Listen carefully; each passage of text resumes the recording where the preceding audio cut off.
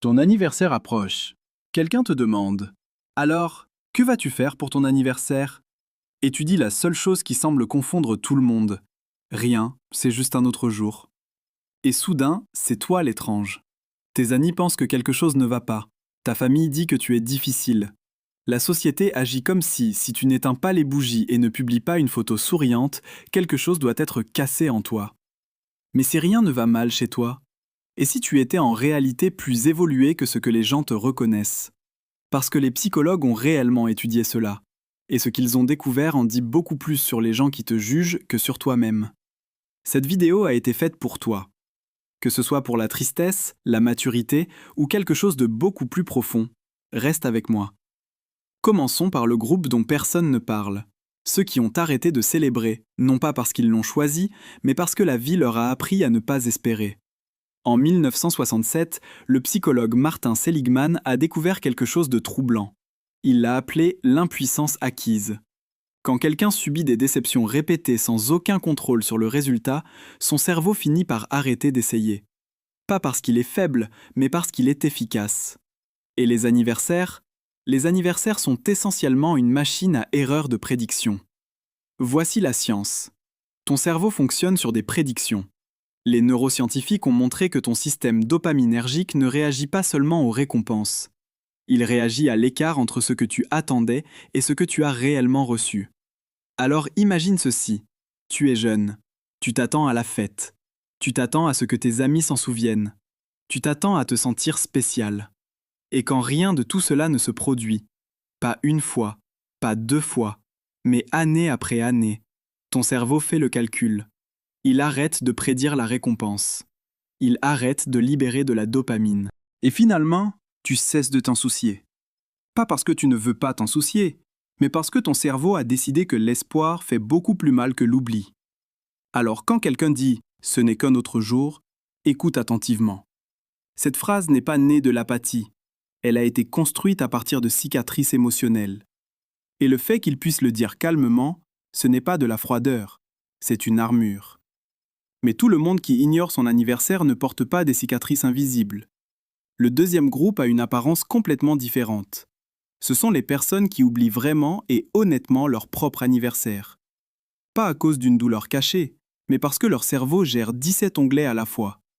Les psychologues appellent cela l'oubli du temps. Et c'est beaucoup plus courant que tu ne le penses. Quand tu es plongé dans un projet énorme, à subvenir aux besoins de ta famille ou à naviguer dans une vie qui exige chaque once de ton attention, les dates deviennent floues. Les semaines GK se confondent. Ton calendrier cesse de ressembler à un planning et devient une œuvre d'art abstraite. Et voici la partie la plus importante. Ces personnes n'évitent pas leur anniversaire. Elles ne fuient pas la joie et ne refoulent aucun traumatisme. Leur cerveau a simplement classé ce jour sous « pas urgent ». Il est juste à côté du rendez-vous chez le dentiste qu'ils ont reporté 4 fois et de cette interminable liste de tâches. Ce n'est pas qu'ils ne se soucient pas d'eux-mêmes, c'est qu'ils investissent leur attention dans tant de choses réelles et pratiques qu'un simple numéro sur le calendrier leur échappe complètement. Est-ce que ça te semble familier? Et puis, il y a le troisième groupe. Ce sont ceux qui n'ont pas oublié. Ceux qui ne cachent aucune douleur. Ceux qui ont regardé le concept entier des célébrations d'anniversaire et ont simplement dit « Jedekava, je suis bien ». Pas parce qu'ils sont froids, pas parce qu'ils sont seuls, pas parce qu'ils essaient de prouver un point. Ils n'en ont tout simplement pas besoin. Si cela te ressemble, voici la science derrière cela. Les psychologues Ryan et Deci ont passé des décennies à étudier quelque chose appelé la théorie de l'autodétermination.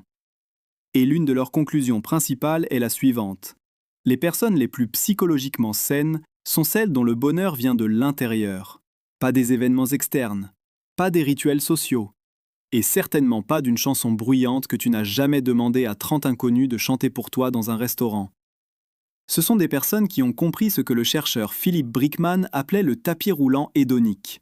Ce cycle sans fin où tu cours après la prochaine célébration, le prochain jalon, la prochaine dose externe de bonheur et qui n'atteint jamais vraiment ce que tu espérais. Les personnes de ce troisième groupe ont simplement descendu de ce tapis roulant. Elles ne manquent de rien.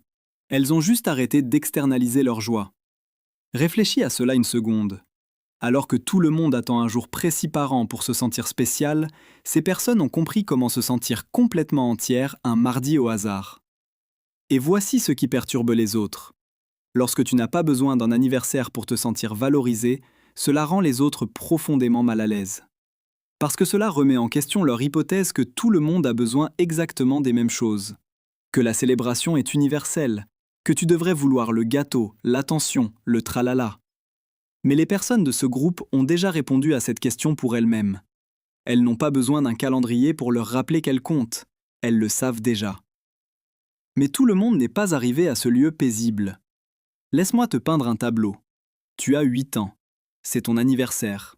Tu as compté les jours pendant des semaines. Tu l'as dit à tout le monde à l'école. Tu as imaginé les ballons, le gâteau, le moment exact où tout le monde se rassemble juste pour toi.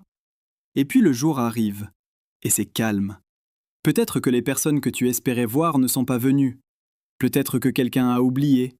Peut-être que tout cela semblait tellement plus petit que la version magique que tu avais imaginée dans ta tête. Et tu n'as pas pleuré pour autant, pas là où quelqu'un pouvait te voir. Tu as simplement ajusté tranquillement tes attentes. Et l'année suivante, tu en attendais un peu moins. Et l'année d'après, encore moins. Voici ce que la plupart des gens ne savent pas. Les chercheurs ont découvert que nos cerveaux ne se contentent pas de se souvenir des dates douloureuses. Ils nous forcent à revivre le gossion, chaque année. C'est ce qu'on appelle l'effet anniversaire. Ton calendrier avance, mais ton cerveau, lui, ne bouge pas. Cet enfant de 8 ans est encore là-dedans, à attendre. Et cela nous amène au plus grand retournement de situation. Tout le monde qui saute son anniversaire ne le fait pas par force. La psychologue Jennifer Crocker, J.K. Crocker, a étudié quelque chose appelé les contingences de l'estime de soi. Elle a découvert que beaucoup de personnes se déconnectent des célébrations non pas parce qu'elles sont complètement libres, comme le troisième groupe, mais parce qu'elles ont peur. Elles ont peur que si elles laissent émerger leur désir d'une fête et que cela ne se passe pas parfaitement, cela confirme une suspicion sombre qu'elles ont déjà sur elles-mêmes, qu'elles ne méritent pas d'être célébrées, qu'elles sont indignes d'amour. Alors elles se retirent, pas par confiance, mais par protection. Et cette distinction compte énormément. J.K. qu'il y a une énorme différence entre quelqu'un qui n'a vraiment pas besoin de la fête et quelqu'un qui la J.K. guérément, mais a trop peur de l'admettre. Donc, si tu regardes ceci, pose-toi la question honnêtement. Est-ce que ton choix d'ignorer ton anniversaire vient d'un lieu de liberté absolue? Ou vient-il d'un lieu de peur? Toi seul connais la vraie réponse. Et le simple fait que tu sois assis ici, à explorer ton propre esprit, cela en dit déjà beaucoup. Nous avons été conditionnés à croire que célébrer équivaut à aimer. Que si tu ne fais pas tout un cirque pour ton anniversaire, quelque chose à l'intérieur de toi doit être brisé. Mais et si nous avions toujours mesuré la mauvaise chose? Et si la forme la plus élevée d'amour-propre n'était pas d'organiser une fête bruyante, mais simplement de ne pas en avoir besoin? Peut-être que quelqu'un qui regarde ceci a passé son dernier anniversaire entièrement seul. Pas parce que personne ne s'en souciait, mais parce que le silence a finalement suffi. Si c'est toi, écoute bien ceci. Tu n'es pas brisé. Tu appartiens à une tribu silencieuse de personnes qui n'ont besoin de la permission de personne pour se sentir complet. Si cette vidéo t'a trouvé aujourd'hui, ce n'était pas un accident. Laisse un commentaire discret ci-dessous si tu as déjà passé un anniversaire seul. Montrons-nous mutuellement que nous ne sommes pas les seuls. Et si tu veux continuer ce voyage de découverte de toi-même, clique sur s'abonner. Il y a tellement plus à découvrir.